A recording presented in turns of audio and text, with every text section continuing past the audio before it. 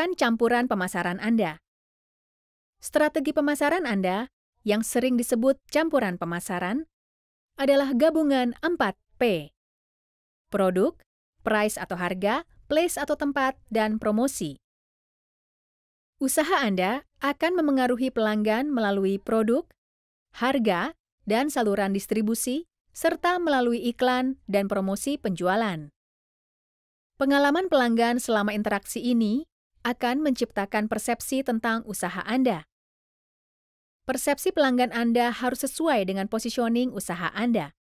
Untuk mewujudkannya, setiap P Anda harus selaras dengan lainnya dan dipandu oleh pernyataan positioning usaha Anda. Ayo lihat usaha Ayu untuk mengetahui bagaimana 4P dapat dikembangkan di seputar positioning usahanya. Pertama, produk. Dalam kasus Ayu, produknya adalah kue. Tapi, nilai unik yang ingin ditawarkannya bukan hanya kue. Ayu bertujuan membuat suasana hati pelanggan senang dengan kue yang bentuk dan warnanya kreatif.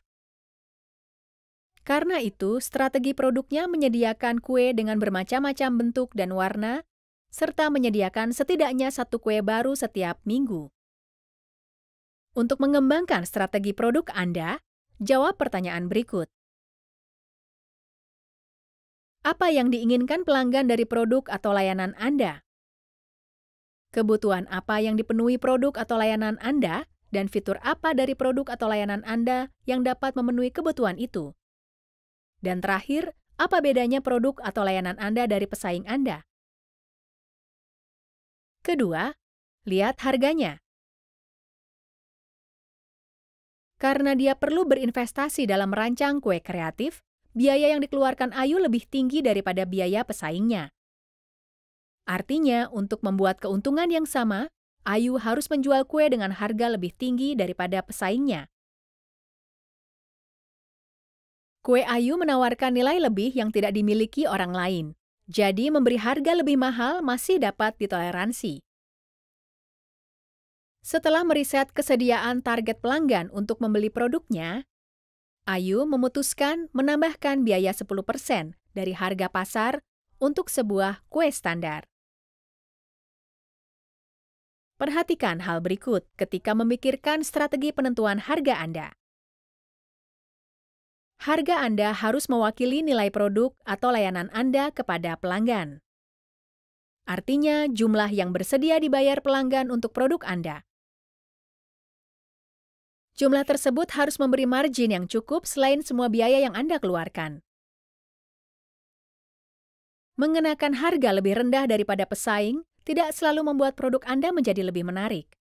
Jika produk Anda memberi nilai unik, Anda bisa saja mengenakan harga lebih tinggi dari pesaing. Ketiga, lihat tempatnya, yaitu cara mendistribusikan produk atau layanan Anda kepada target pelanggan Anda. Target pelanggan Ayu adalah karyawan kantor di daerah sekitar lokasi tokonya. Toko rotinya merupakan saluran distribusinya. Dia harus menggunakan setiap peluang untuk menjual produknya ketika pelanggan melewati toko rotinya. Karena itu, mendekorasi toko roti menjadi penting jika ingin menarik pelanggan datang, dan desain toko rotinya harus menekankan nilai yang menyenangkan bagi para pelanggan. Strategi tempat Ayu adalah mendekorasi toko rotinya dengan warna cerah dan ceria dan sering mengubah tata letak di bagian depan tokonya agar selalu terlihat baru dan menarik. Dia juga memutuskan karyawannya harus ramah dan memakai seragam dengan warna yang sama cerahnya. Ayu juga bisa mempertimbangkan cara lain untuk mendistribusikan produk ke target pasarnya. Misalnya, layanan pengiriman mungkin adalah pilihan yang baik untuk para karyawan kantor yang tidak punya waktu untuk pergi ke toko roti. Untuk mengembangkan strategi tempat Anda, jawab pertanyaan berikut. Di mana biasanya target pelanggan Anda mencari jenis produk atau layanan seperti usaha Anda?